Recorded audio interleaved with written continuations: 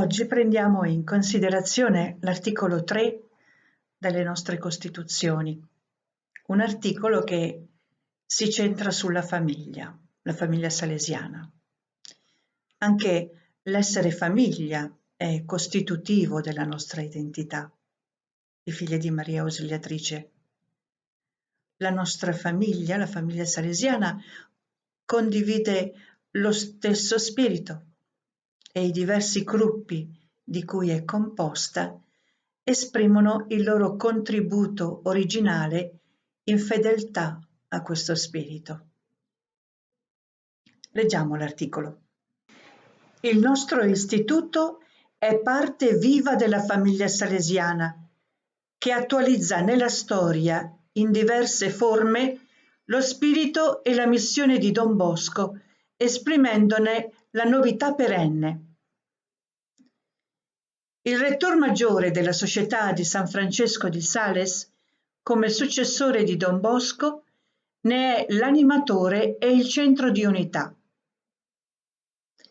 Nella famiglia salesiana noi condividiamo l'eredità spirituale del fondatore e offriamo, come è avvenuto a Mornese, l'apporto originale della nostra vocazione. Facciamo una breve riflessione sul significato dell'essere famiglia in senso ampio, un tema che poi riprenderemo in modo particolare quando poi parleremo dello spirito di famiglia. Ma in questo articolo si parla della famiglia salesiana, che ha un padre a cui tutti facciamo riferimento, anche i superiori o le superiori generali degli istituti religiosi, dei gruppi laicali che fanno parte di questa famiglia.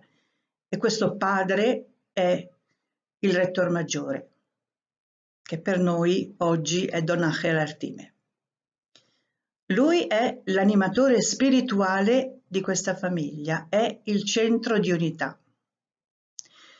Certo non si sostituisce alla nostra madre generale, ma segue ogni gruppo, anche il nostro istituto, perché resti fedele al carisma, allo spirito e alla missione di Don Bosco. Questo spirito, di cui lui è garante, non è uno spirito statico, perché altrimenti non avrebbe avuto futuro, ma il fatto che questa famiglia sia ingrandita nel tempo ci deve convincere che è uno spirito che nei diversi tempi storici apporta il suo contributo con novità. Prendiamo l'esempio di questa pandemia che ci ha costretto a restare a casa.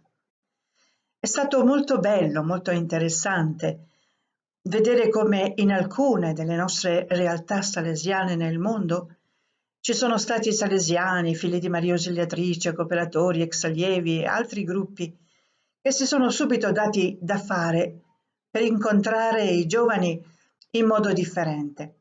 Ci sono ispettorie che hanno pensato all'oratorio online.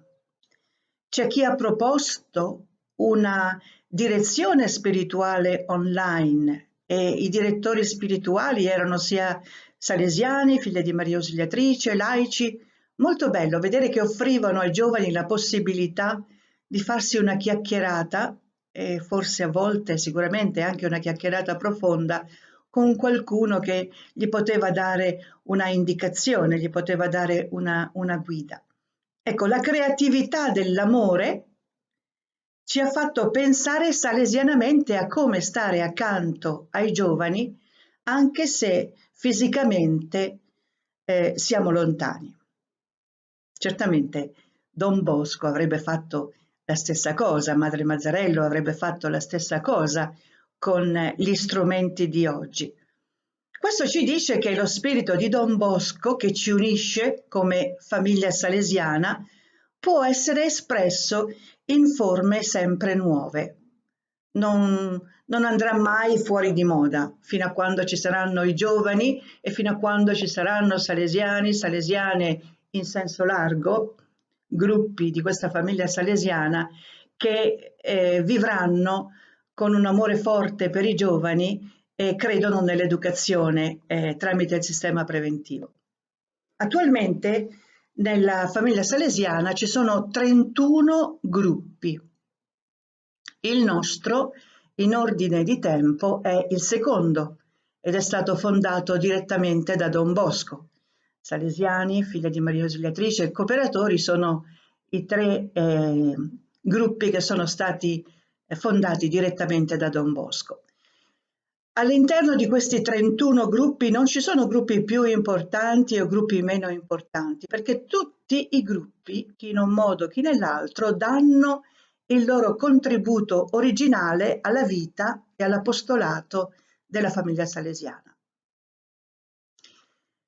Nel paragrafo finale dell'articolo ci viene chiesto di offrire a noi, figlie di Maria Ausiliatrice, l'apporto originale della nostra vocazione, così come era successo a Mornese con Madre Mazzarello e le nostre prime sorelle.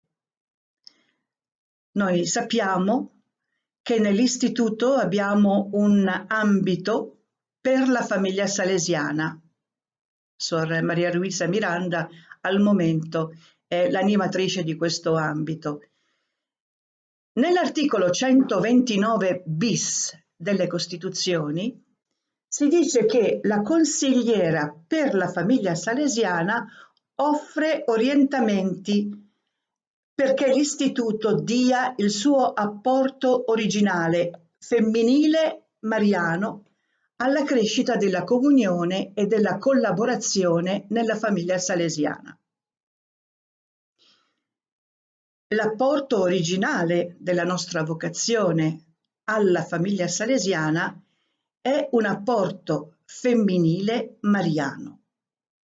Siamo donne con una sensibilità particolare per le cose di Dio, ha detto Papa Francesco in occasione del 25° anniversario della Mulieris Dignitatem, soprattutto nell'aiutarci a comprendere la misericordia, la tenerezza e l'amore che Dio ha per noi.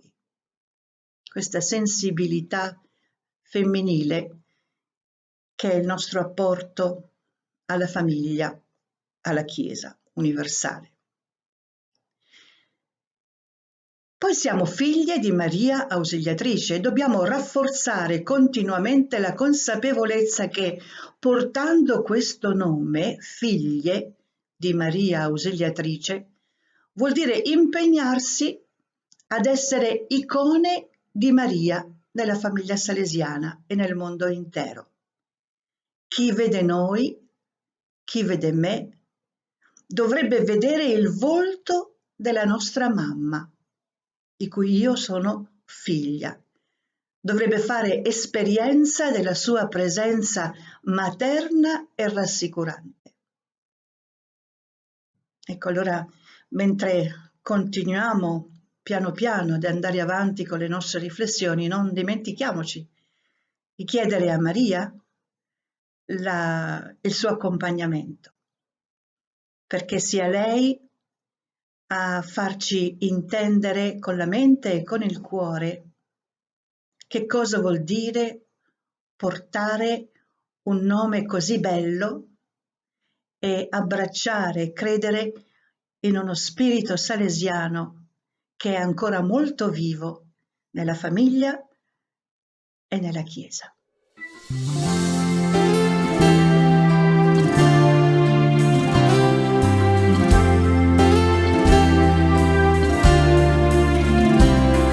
Regina del cielo, rallegrati,